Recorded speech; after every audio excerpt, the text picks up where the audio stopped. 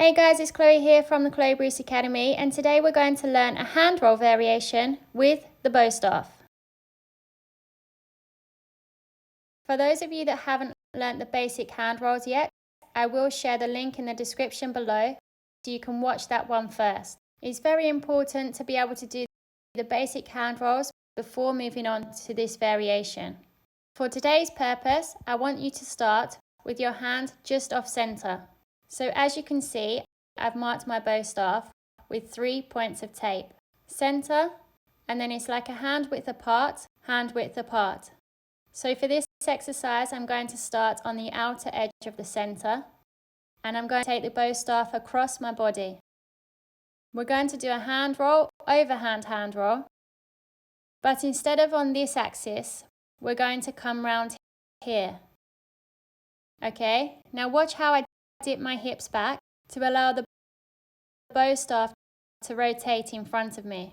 It's very important. If not, it's going to hit your body and you won't be able to do this movement. So you really need to shoot the hips back in order to get the bow staff to maneuver in the correct way.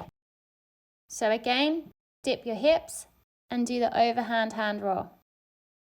Then as the last part of the bow staff comes up, you can then bring the hips in. You want to move the head out the way this time for it to then roll in the opposite direction above your head.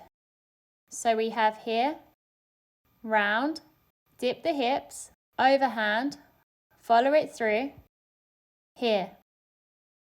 Okay, so we're doing this figure of 8 that we learnt in the other video, but on a different axis. So we're coming round here, horizontal, horizontal. Again, nice and slow. Actually, I'll show you from this angle.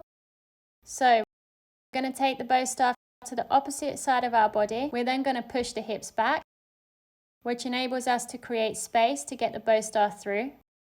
And then we're going to push up into our up figure of 8.